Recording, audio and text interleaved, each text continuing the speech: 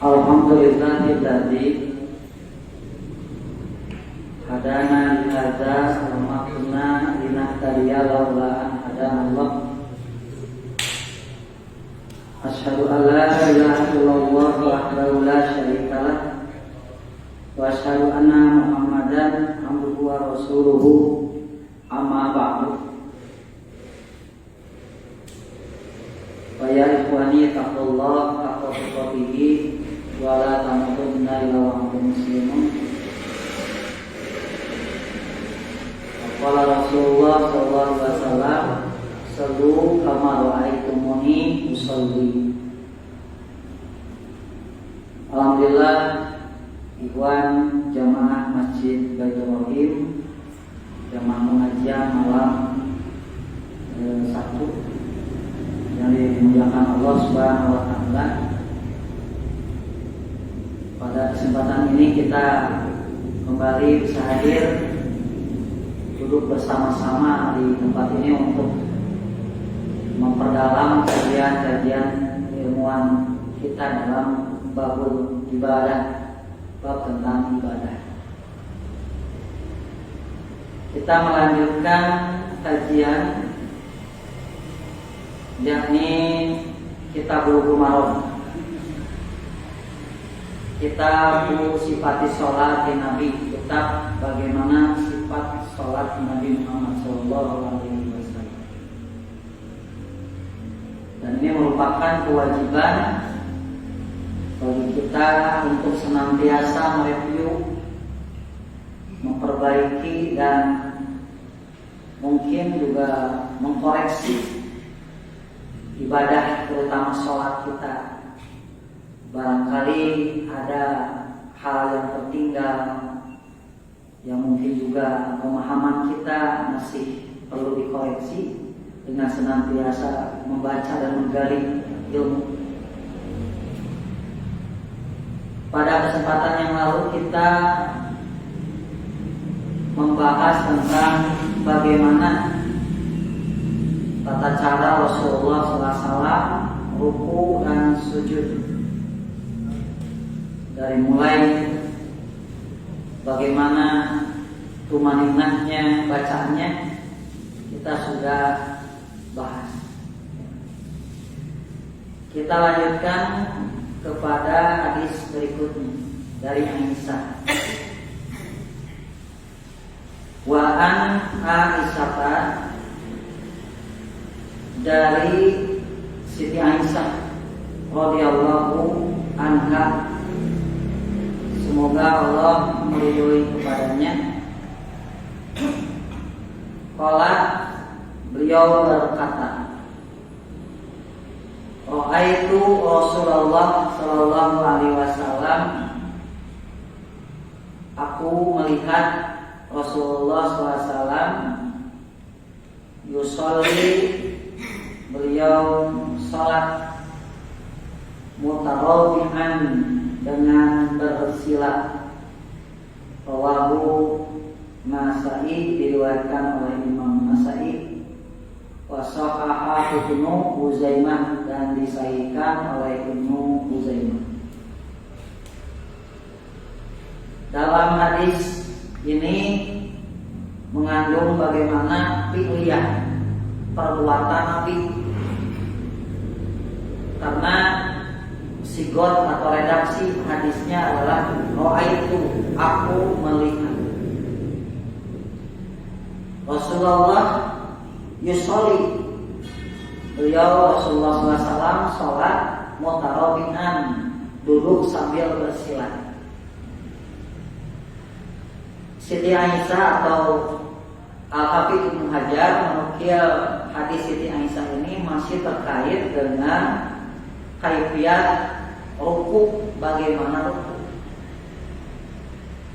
terutama bagaimana ruku ketika dilaksanakan dalam keadaan tidak biasanya atau dalam keadaan sakit, ya.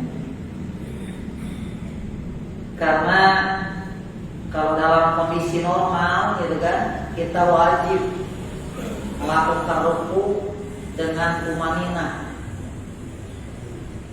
kan bagaimana ruku itu kan, Rasulullah SAW itu ruku dengan meratakan punggungnya gitu. Kepalanya tidak didongakkan, tidak juga ditundukkan, tetapi betul-betul sejajar juga dengan bahunya atau dengan punggungnya. Kemudian posisi tangan adalah paroja. Ya. Semua mazhab juga sepakat bahwa sunnah dan juga contoh dari Nabi itu bagaimana jari-jarinya itu dilenggamkan, paroja, menggenggam bagian lututnya. Dan itulah Rasulullah melakukannya dengan tumaninah gitu ya. Dengan bacaan yang santai gitu kan. Bisa bacaannya itu subhana rabbiyal azim. Bisa bacaannya subhanaka Allahumma rabbana wa bihamdika Allahumma ighfirli. Ada juga subuhun kudusun rabbul malaikati wa ruh, Muslim bisa juga. Atau Allahumma laka roka'tu ya. Wabika amantu. Teman ajaran katanya pilihkan rohan sawu. Wabika amantu alika rizkika afdaltu. Itu panjang gitu ya. Jarang kita pakai, itu dari alim. Nah itu dalam keadaan normal. Dan hadis ini sengaja dinukil oleh Al-Hafidz Ibnu Hajar adalah bagaimana ketika kita kondisi tidak bisa melakukan itu. Dan ini contohnya Rasulullah SAW sholatnya sambil duduk, ya, mutarobihan sambil bersila.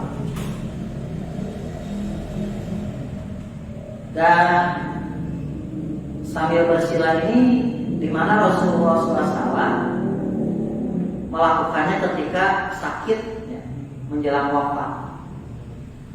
Tahun 11 Hijrah, bulan Rabiul Awal atau bulan akhir Safar, di mana Rasulullah SAW memang sakitnya itu jarang-jarang ya. Sehingga kalau diriwayatkan sakit sampai dulu berarti itu sakitnya menjelang meninggal. Jadi gampang mendeteksi sakit yang mana. Karena Rasul itu jarang sakit, cuma 2 kali sakitnya seumur hidup. Karena saking sehatnya Rasulullah. Karena makan juga Rasulullah cuma hanya untuk mendirikan saja tulang punggung aja kan penting banyak tenaga. Itulah sumber kesehatan, bahkan seringnya sahur ya. Dan tadi ada yang share juga bahwa untuk mendetoks diri dari racun-racun supaya sehat itu sahur secara berurutan 3 hari gitu. Ini Rasulullah sehat, makanya ini sakitnya ketahuan. Mutarobihan Rasulullah itu sambil bersila, ya kayak bapak bersila. Mutarobihan itu segi 4 jadi ada 4 ujung ya. Ini bersila, diartikan bersila. Bagaimana cara rukunya? Maka dalam riwayat-riwayat yang lain dijelaskan bahwa Rasulullah SAW itu diterangkan ala firasihi ya. Nah ini di atas kasur ya. Kita juga kan sholat kalau sedang sakit tentu dina kasur ya cekap ya. Atau memaksakan bapak dirawat jadinya di AMC nauzubillah ya. Dari atas kasur dan biasanya ada yang sholat terus ratap gitu. Digegenya ketedak. Karena Rasulullah mencontohkan juga di atas kasurnya ya, dalam keadaan sakit sambil duduknya bersila. Dan ini pula dikuatkan oleh riwayat-riwayat yang lain bagaimana para sahabat ketika sholatnya itu ketika sakit. Misalkan riwayat Imam Baihaqi dari Humaydi, gurunya Imam Bukhari, Ro'aitu Anasan, aku melihat Anas yusoli, beliau sholat mutarobihan dengan bersila ala firasihi di atas kasurnya. Ini juga sama. Ya. Jadi para ulama mengaitkan cara duduk dengan bersila ini, yaitu sila seperti Bapak, itu dalam keadaan sakit. Dan ketika kita ruku, maka kata Nabi, jadikanlah ij'al, jadikanlah badanmu itu merunduk, gitu kan. Dan sujudnya lebih bawah, gitu. Artinya sujudnya tidak sampai ke lantai. Jadi ketika sakit masuk Allahu Akbar, rukunya merunduk sedikit kan, sami Allahu liman hamidah, kemudian kita sujudnya lebih. Tong begitu maksakeun yang sujudnya langsungnya sujud. Pastakan liur-liur kan cepet-cepet. Ya. Itu dalam keadaan. Dan para ulama juga membahas bagaimana cara duduk, cara sholat sambil duduk ini ada dua jenis. Gitu. Ada mutarobinan, kemudian ada juga duduk yang sifatnya itu alat qadamain. Di sini diriwayatkan ayat ala qadamai yumna. Jadi seperti duduk iftiros. Ya. Di mana Rasulullah pernah melakukan sholat seperti itu dalam keadaan uzur juga, tapi bukan sakit. Di antaranya ketika di atas perahu. Yaqul borok, karena Rasulullah takut ketika melaksanakan sholatnya sambil berdiri itu perahunya tenggelam, borok, ya, terpelanting. Jadi Rasulullah pernah sholatnya di atas perahu. Bagaimana? Dilakukan dengan cara iftiros, tidak mutarobi'ah. Sehingga kalau dengan keadaan iftiros, maka ini lebih memungkinkan untuk sujud. Jadi Rasulullah tetap sujud. Kalau punya badannya tetap lebih merunduk keadaan iftiros, dan ketika sujud Rasulullah bersujud. Nah, jadi dalam keadaan uzur, ya. Dan ini juga menjadi dalil kalau misalkan Bapak dalam kendaraan, bukan kendaraan pribadi tapi ya, bus, katanya kereta, kendaraan pribadi. Kamu kendaraan pribadi nggak boleh sambil duduk, kecuali sholat sunnah. Tidak aradal fardhu, dalam hadis Bukhari Rasulullah adalah ketika berkehendak untuk sholat fardu nazar. Beliau turun dari untanya. Jadi kalau berkehendak untuk sholat fardu mah turun di onta, sholat di bawah. Terkadang onta nanti jantan sutrohna. Begitu ke onta ada onta nabi mah ngagugu kemelati sama si kuswaya. Begitu kan teh onta teh cicing we. Tuh kak onta urang begitu kan teh mabrek muda ya. Makanya itu banyak pembahasannya. Bolehnya kita menggunakan sutro dengan binatang, boleh. Dengan unta, dengan domba, gitu kan? Sama anjing. Najis sebenarnya. Sing ngaletak soal. Nah, itu bahkan ada juga ulama Imam Syafi'i tidak setuju. Beliau mengatakan beristihad bahwa tidak boleh jadi sutro itu diantaranya binatang dan wanita. Terganggu, namanya ada istri sorangan gitu. Maksudnya istri sorangan. Imam Syafi'i nggak setuju dan dia tidak boleh. Tetapi Imam Nawawi mengatakan barangkali Syafi'i belum sampai kepada Yunani. Jadi Imam Nawawi saja yang mazhab Syafi'i ketika menghadapi sesuatu yang salah dari Imam mazhab itu tidak mengikutinya, tetapi tetap mengikuti hadis. Barangkali Imam Syafi'i belum sampai kepadanya hadis tentang kebolehan. Dalam hadis Bukhari juga diriwayatkan bahwa Rasulullah bersutro dengan unta. Jadi parido ketika mau sholat fardu silakan dulu. Bapak angkat ke Surabaya untuk kayak dengan mobil sholat. Sok supiran sholat dengan mobil nyimpang ke mana? nggak ada yang ke masjid atau nanti di jalan ulahnya di pikiran atau di mana aja di muka bumi. Nah, tetapi kalau Rasulullah SAW duduk di atas kendaraannya, ya, pertama dia hadapkan untanya ke arah kiblat dulu, ya.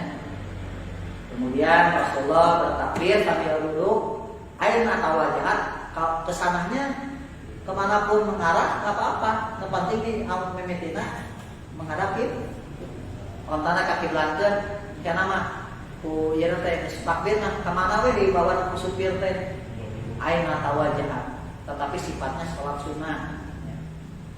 Bisa sholat sunnah mutlak atau nabi namanya teh nya sholat sunnah mutlak. Rasulullah bina perjalanan Rasulullah tidak melaksanakan sholat rawatib, ya, tidak tercatat Rasulullah itu selama perjalanan tidak melaksanakan sholat rawatib kecuali satu anggar dilaksanakan qobla subuh dan sholat malam Rasulullah selalu lakukan walaupun dalam perjalanan. Kurang menuju safar, menuju liburan, sholat tahajud melaksanakan itu. Pempeda safar kan mau tahajud dan menuju liburan. Laksanakan saja, Rasulullah tidak pernah tertinggal. Dan qobla subuh, sedangkan sholat-sholat yang lain walam yusabbiq, Rasulullah tidak sholat sunnah. Ini juga menjadi keringanan buat kita, ya, karena memang sholat itu disatukan 2 rakaat, kemudian 2 rakaat, ya, baik takdim atau takhir gitu kan. Dan juga tidak melaksanakan sholat sunat. Sholat sunatnya boleh di kendaraan, gitu kan. Sholat sunat mutlak sebelum wudu, gitu kan. Nah, kecuali kalau dalam keadaan uzur, seperti kendaraannya seperti publik. Bapak menuju angkat, waktu masuk waktu sholat, dan tidak mungkin kita akan ada perberhentian. Mau kalau kareta maju nyimpang ulang ke masjid orang sholat, terus kasih kalau dan cetina habisnya ke majalah, kurang kayak sholat fardu turun, langsung turun, kurang kareksa rokaat, kereta ini, banyak dulu makan itu. Maka sholatnya sore kata para ulama dan keadaan uzur sambil duduk, dalilnya sama kedudukannya seperti dalam keadaan sakit, yang mutarobinan, bapak sambil duduk di atas kursi. Kumaha atuh tayamum, tayamum di mana? Di kaca kan, ada debu, di payun ada debu gitu kan, seperti. Jadi tidak alasan untuk tidak sholat. Begitu ke ayat jami atau rajin sholat aktivis gitu. Kumargi alim alim di zaman gitu. Dipisah dari sholat teh. Duh pasti perjalanan bingung. Aduh, abi can sholat asar. Si abi teh bongana berdasarkan sunnah. Kalau surganya sunnah kalakan mempar, jadi susahnya. Itu cara duduk banyak. Awas kita kan? Awas bisa. Kita lanjut hadis kedua. Nah, itu masih terkait dengan ruku. Jadi ruku nanti itu cara apa ini? Ya. Wa anibni Abbas, dari Abdullah bin Abbas radhiyallahu anhuma, semoga Allah meridhoi kepadanya. Anna Nabiya sallallahu alaihi wasallam, bahwasanya Nabi Muhammad sallallahu alaihi wasallam karena yaqulu baina sajdataini, Rasulullah mengucapkan di antara kedua sujud, duduk di antara dua sujud, Allahumma gfirli warhamni wahdini wa'afini warzuqni. Allahumma gfirli, ya Allah ampunilah aku, warhamni, sayangilah aku, wahdini, tunjukilah Wa'afini, peliharalah atau jagalah diriku. Warzuqni, dan berikanlah aku rezeki. Rawahul arba'ah, diriwayatkan oleh imam yang 4 Ashabus Sunan, Tirmizi, Abu Dawud, An-Nasa'i, Ibnu Majah. Jadi sebutan dina kitab nomor 4 At-Tirmidzi, An-Nasa'i, Ibnu Majah, Abu Dawud, tapi sebetulnya Ashabus Sunan namanya. Kata hadis, ulama hadis atau arba'ah. Rawahul arba'ah, riwayat imam yang 4. Imam yang 4 eta namanya teh Tirmizi, An-Nasa'i, Ibnu Majah, Abu Dawud. Lamun saiko ini, saikoni 20, eta mah Bukhari Muslim. Aya mutafaq alaih yang sepakati kesohihannya berarti itu sami Bukhari Muslim. Lamun imam yang 5, saha imam yang 5? Ashabus Sunan plus Ahmad. Ya. Ashabul Khamsah. Rawahul Khamsah, diriwayatkan oleh imam yang 5. Berarti berarti hadis kita aya dina 4 kitab di tabaq Ahmad, Imam Ahmad lengkap. Pasti aya wae hadis-hadis teh bagi aya nama musnad, sifatna teh sadaya hadis sahih atau dhaif, sadaya aya di dieu. Nya. Sapatos kitu. Tadi kalau nasan diriwayatkan 4 ila Nasa'i, kecuali Nasa'i. Ini bahasa karena memang dalam At-Tirmidzi, Abu Dawud, Ibnu Majah ada hadis ini redaksinya dan rawinya sama, kecuali Nasa'i mungkin beda redaksi, mungkin beda sanad, ya. Atau memang tidak ada, gitu. Berbagai kemungkinan.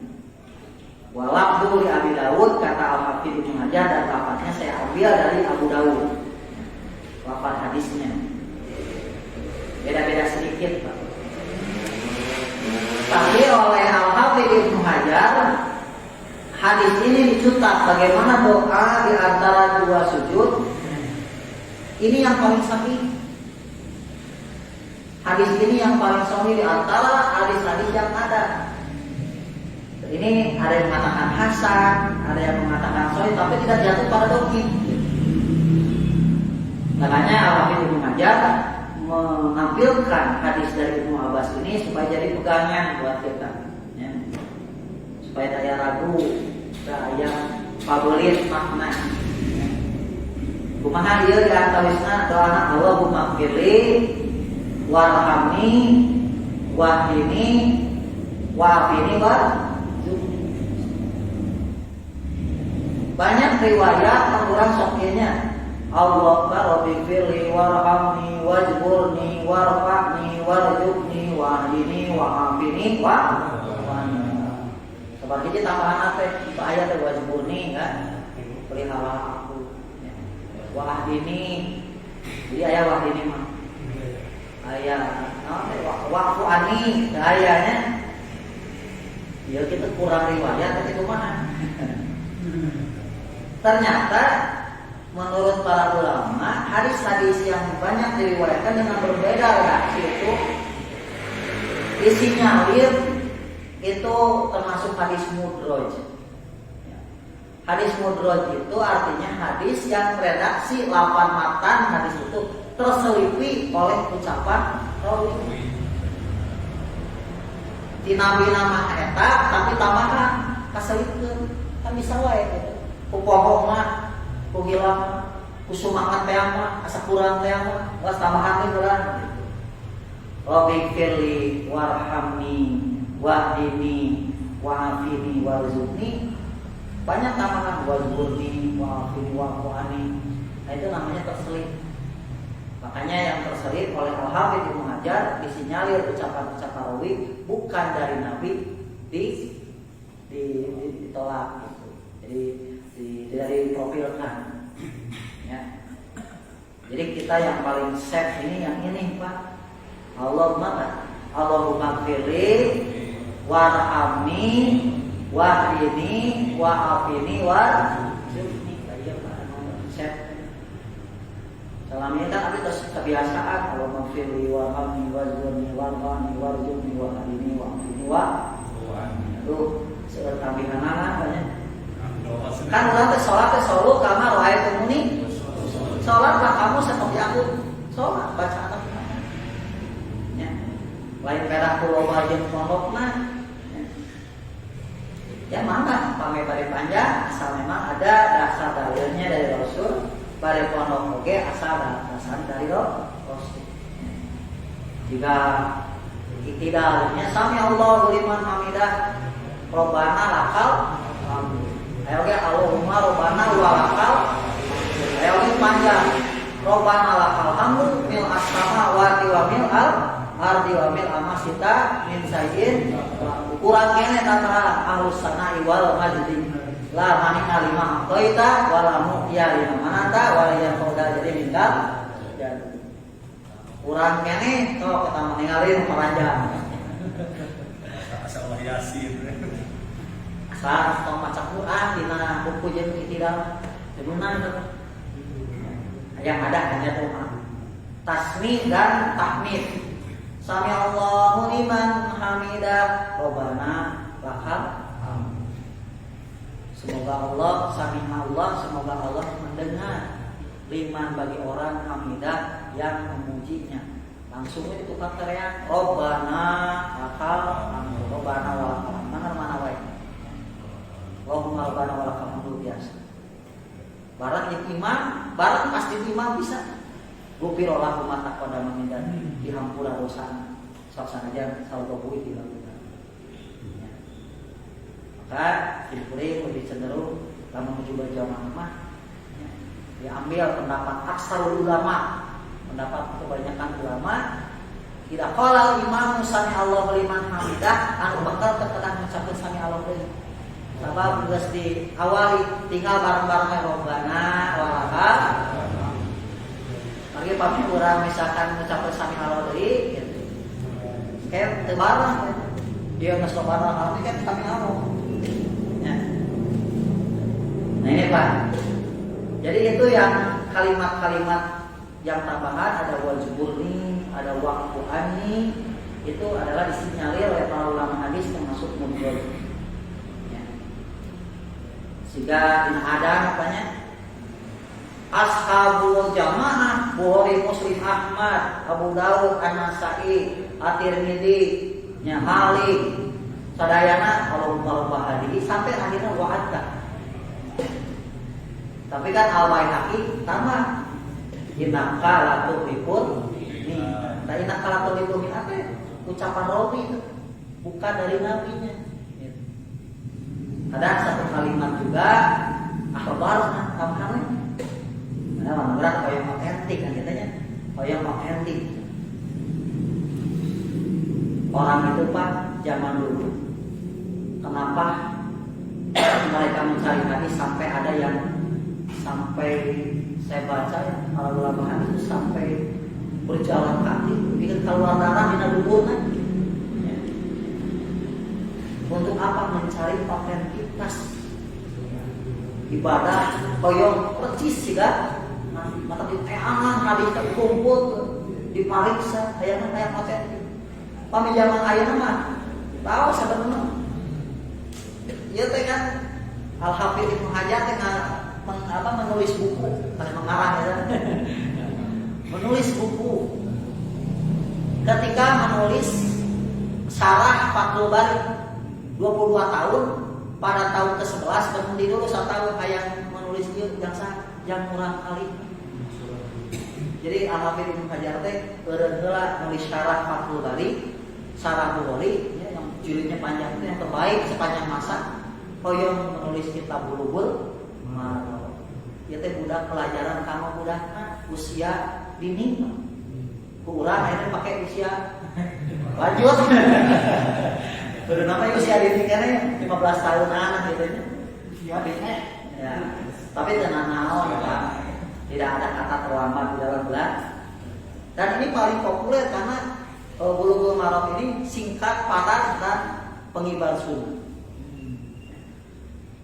Jadi inilah salah satu enakan kita belajar hadis dalam kitab Bulughul Maram. Terus dikerucutkeun. Nah, ieu terang teh Allahumma fili warhamni wahdini wa'afini warzuqni. Jeung mencari hadis teh Pak, teu mudah aya tinggal buka Bulughul Maram bacakeun. Aya teh sebuah hadisnya. Sampai ada itu ada seorang ulama namanya Ahmad. Beliau Al-Ahmas, buram Pak, matanya itu buram seperti saya, harus pakai kacamata. Yaitu ahli hadis tapi buram, hafalan hadisnya banyak. Ku pendit-penditna beliau mere hadis, dugikeun ka muridna teh, ya Ahmas, geus satahun can bare hadis diajar tentang akhlak Quran ya. Ya Ahmas bagikeun sanad cenah. Bagikeun sasanad ge hadis, tadi sasanad teh sahadis. Kalau didengungkeun kana tembok tah sanad. Kan sanad teh nyandar meledak. Tah sanad. Muridna teh sabar kan. Ya mah dibagi hadis dua ge geus luar biasa. Ya mah satahun kan sahadis. Tadi ditanyakeun teh digedegungkeun heuh. Tah sanad. Namanya pas nerima di beda. Ini Pak. Itu hadis tentang doa di antara dua sujud. Ya. Oke, kita lanjutkan satu hadis lagi mungkin ya, atau mungkin cukup. An Malik ibnil Huwairis. Dari Malik ibnil Huwairis. Dia itu namanya Tariq bin Hashim. Namanya Tariq bin Hashim. Malik bin Huwairis. Radhiyallahu anhu, semoga Allah meridai padanya, annahu, bahwasanya beliau ro'an Nabiyya sallallahu alaihi wasallam yusolli. Beliau melihat Nabi Muhammad sallallahu alaihi wasallam yusolli, salat. Fa idza kana fi witrin min salatihi. Faidah dan apabila karena keadaan Rasul witrin di dalam rakaat yang witir, rakaat hiji witir, rakaat katilu, ya. Lam yanhad, beliau ketika bangun dari sujud mau naik lagi ke rakaat berikutnya, lam yanhad, beliau tidak langsung berdiri hatta yastawiya qaidan, sampai beliau duduk dulu dengan tegak. Rawahul Bukhari, diriwayatkan oleh Imam Bukhari. Jadi langsung di rakaat kita Allahu Akbar, duduk dulu, langsung berdiri. Yang kita kenal oleh para ulama disebut dengan duduk istirahat. Duduk istirahat, artinya mengistirahatkan diri. Nanti nyambung juga dengan cara bangkit yang disebut dengan ijen. Nah, betul lah yang saya dijelaskan. Kami bangkit itu Allahu Akbar, itu yang maksudnya tegak. Nah, yung anjimu teh dengan kepala tangan seperti orang tua yang membuat gandum begitu. Ya, bolos yang gandum dibobok nanti ku peureup nya. Allah begitu. Allah naik kaki. Makanya tidak heran di antara kita semua juga ada yang melaksanakan duduk istirahat. Ini hadisnya sahih Bukhari. Dan dijadikan rukun dalam sholat dalam mazhab Syafi'i. Makanya kalau dalam mazhab Syafi'i itu kalau naik ke rakaat kedua, ya, dari rakaat satu atau dari 3 ke 4, itu selalu gitu lah, ada pelaksananya Allah. Nah, ini memang hadisnya sahih. Dan Ba'dul Hanabilah, sebagian pengikut Imam Ahmad bin Hanbal, sebagian. Ya, ada dibedakan ayah Hanbali, ayah Imam Ahmad. Jadi pengikut. Nah itu kalau bahasanya orang-orang Saudi kan banyak yang Hanbali ya, atau Salafi. Nah, Salafi itu banyak mengamalkan hadis ini karena memang menyandarkan kepada apa kaul Imam Ahmad tentang masalah ini, yang menjadikan bahwa sebagian pendapatnya mengatakan bahwa naik ke rakaat kedua atau naik ke rakaat keempat itu harus duduk istirahat dulu. Upami rukun mana siga takbiratul ihram, siga rukun, siga sujud, maka wajib rukun. Maka tidak heran mereka itu selalu duduk istirahat. Adapun Malik, Imam Hanafi dan sebagian lagi Imam Hanbali, mereka tidak melakukan duduk istirahat. Mengapa? Pertama, kita bahas ya. Pertama, Malik bin Huwairis ini sahabat Nabi yang dia mesantrenkan Nabi itu 20 hari. Saya baca dalam kitab Fathul Bari itu hanya 20 hari. Ya. Kapan? Di akhir kehidupan Nabi tahun 11, berarti menjelang Rasulullah wafat. Dan duduk istirahat itu memang Rasulullah melakukan. Bagaimana sabda Rasulullah? Wala tubadiruni bil qiyami wala bil qu'ud waqad badantu. Kalian jangan mendahului aku ketika bangun dari sholat dan ketika mau sujud, karena sekarang aku ini badanku telah gemuk dan juga mungkin lemah. Jadi orang gemuk Pak, lamun bade bangkitkan rakaat kedua seperti Rasul sudah tua apalagi, maka Rasul teh sangat sulit untuk mengangkat badannya, akhirnya melakukan duduk istirahat. Malik bin Huwairis datang, yang dilihatnya itu gitu. Prakteknya itu. Nah, makanya roa itu aku melihat bahwasanya Nabi Muhammad SAW yusoli wa idza kana fi witrin, apabila di rakaat yang pertama ke rakaat yang kedua lam yanhad, tidak langsung berdiri dengan melalui pahanya, tetapi harus duduk. Nah, ini namanya duduk istirahat. Dalam kitab Subul Salam dijelaskan bahwa melalui pengakuan Ibnu Abbas, aku melihat 18 sahabat, tidak kurang dari 18 sahabat Nabi tidak melakukan duduk istirahat. Wa idza nahado, apabila mereka itu hendak naik, langsung menjadikan pahanya sebagai. Inilah yang menyebabkan prakteknya berbeda. Sebagian ada yang menggunakan. Dan kalau ada yang melaksanakan juga sesuai dengan keyakinan bahwa ini sunnah Nabi, memang sunnah Nabi, karena memang apa yang disandarkan kepada Nabi itu. Dan ternyata saya lihat orang tua yang biasanya saya lihat rata-rata melakukan ini karena aduh terkuat banget bukan orang terakhir. Tapi pas dicobaan, ketok sendiri. Tuur deh, maka saya sebenarnya nggak apa-apa kok, dan Nabi gitu. Ya berapa orang kayak yakin mah karena iya ya soalnya. Tapi saya tidak menjadikan sebagai amalan karena hal ini punya fi'liyah yang terkait dengan keadaan. Ya. Inilah yang menjadi asbab ya perbedaan duduk istirahat. Kalau masalah Ustaz Ikam telah membahasnya. Nah, memang Rasulullah itu ketika akhir kehidupannya kan gemuk, ya. Sholat juga menjadi lambat, duduk istirahat, dan kebetulan Malik bin Huwairis seorang sahabat yang datang hanya 20 hari melihat gitu kan. Dan ketika pulang langsung menyebarkan, mengajarkan, makanya tersebar gitu. Inilah yang menjadi perbedaan. Ada yang bertanyakan? Diri bosan Abi Bayar ya? Biasanya sok Abi Bayar sok saudara. Sok hilang kayaknya pas itu. Ya. Terus alamatnya. Kisah hadisnya banyak.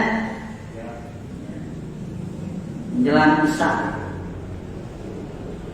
Wa an Anasin, dari Anas radhiyallahu anhu, semoga padanya. Anna Nabiya Sallallahu Alaihi Wasallam, bahwasanya Nabi Muhammad Sallallahu Alaihi Wasallam qanata sahron, beliau berkunut selama 1 bulan. Ba'da ruku'i, setelah ruku. Itu ruku yang terakhir di rakaat terakhir. Yarmu ala ahyain, Rasulullah berdoa ala ahyain, berdoa keburukan. Jadi dalam ayat kata yarmu ala, konten doa teh buruk, bisa lama, bisa mencelakakan. Kalau li yad'u liqaumin, itu berdoa kebaikan bagi kami. Jadi memang beda li jeung ala ge mempengaruhi arti dalam bahasa Arab. Rasul Nabi sallallahu alaihi wasallam, bahwasanya Nabi Muhammad qanata sahron, berkunut sebulan. Ba'da ruku'i, setelah ruku, yad'u ala ahyain, mendoakan keburukan atas ahyain, beberapa suku. Min ahya'il Arab, dari suku-suku Arab. Siapa saja mereka itu? Pertama Riklin, Dakwan, dan Ustoya. Riklin, Dakwan, Ustoya. Summa tarokahu, kemudian meninggalkannya. Tos sumut sabulan teh, tos meninggalkan. Jadi kisahnya ini kita masuk aja ke kisahnya, nantilah pembahasan beliau karena banyak, kunut ini banyak. Nah, pada waktu Rasulullah kalah perang Uhud, tahun ketiga, mereka orang-orang kafir itu makin berani menyerang, mengepung kaum muslimin. Ini muslimnya eleng, kafir Quraisy. Maka berbagai tipu daya dilakukan oleh orang-orang bangsa Arab yang memusuhi Rasul. Di antaranya ada Bani Ghatafan, ada Bani Amir. Mereka mencoba untuk sarana untuk menyakiti Nabi, mengalahkan Nabi. Maka mereka bersiasat, salah satunya mengundang, Bani Amir ini mengundang kepada Nabi, mendatangi kepada Nabi untuk mengirim para hufaz, para penghafal Al-Quran yang jumlahnya tidak kurang dari 70 orang. Jadi memang yang terbaik para hafiz semuanya. Memang tujuan kita mau mengajarkan Quran, mengajarkan agama, maka lebih lagi para hufaz, para penghafal. Ya. Ini terjadi pada tahun 6 Hijrah, ya. 6 Hijrah. Nah, pada saat itu Rasulullah ya karena merasa bahagia, Rasulullah ada orang ingin dikirim doa, gitu, kirim. Ya. Dan Bani Amir yang mengundang itu. Pada saat itu Rasulullah mengirim 70. Ketika yang 70 orang ini dibawa bersama mereka dengan kafilah yang mengundang itu, dan sampai di daerah sebuah danau, Birun itu danau kecil, namanya Biru Maunah. Ternyata mereka itu langsung menyuruh untuk membunuh 70 orang ini. Nah, yang masa akal orang bunuh kan gitu. Dan pada saat itu pimpinannya Bani Amir nggak mau, soknya sudah bunuh mah tapi lewat tangan orang. Dan ternyata sudah ada ini dengan orang-orang Quraisy di belakangnya, orang-orang Quraisy yang memang menyuruh mereka untuk melakukan itu. Dan yang menghajar atau membunuh mereka yang 70 orang ini dari kalangan 3 suku itu. Yang pertama dari Riklin, Dakwan, dan Ustoya, gitu. Makanya dibunuhlah mereka. Ada juga beberapa yang selamat satu, kemudian satu lagi dieksekusi oleh orang Quraisy karena memang dipesan, gitu. Jadi anu hiji sama kurang eksekusinya di dia balas dendam, anu hiji mah selamat pura-pura maut gitu kan.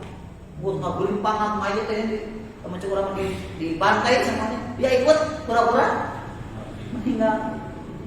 Pas mesti tinggal ke ini. Dan memang Rasulullah SAW sudah mendapatkan kabar ini dari wahyu. Dan kebetulan itu melaporkan bahwa 70 penghafal Quran itu ternyata dibunuh. Maka Rasulullah nyeri hati, sedih, gitu kan. Hanya berkunut. Di 5 waktu teh di maghrib, di isya, di mana? Di subuh. Paling banyak di subuh. Kenapa? Karena subuh ini banyak malaikat kan? Maka didoakan. Doanya apa? Allahumma anfulan, Allahumma apa? Al-an musyayyidin lil wadaq ya laknatlah terus sampai ke turun-turun Rasulullah akan laknat turunnya ayat di surah Ali Imran. Laisa laka minal amri sayun ayat tuba alaihim ayu alibul fa'inah Muhammad lain urusan maneh yang mengazab marane nama membalas marane nama mah itu orang dolim entong dilaknat terus eureun we kitu. Mata summa tahu kemudian Rasulullah meninggalkannya, tidak lagi berkunut. Nah, nanti ada lagi. Kenapa ada kunut subuh nanti di kesempatan yang berikutnya. Iya ada bisa. Aku lo lihat ada wa astagfirullahaladzim. Assalamualaikum.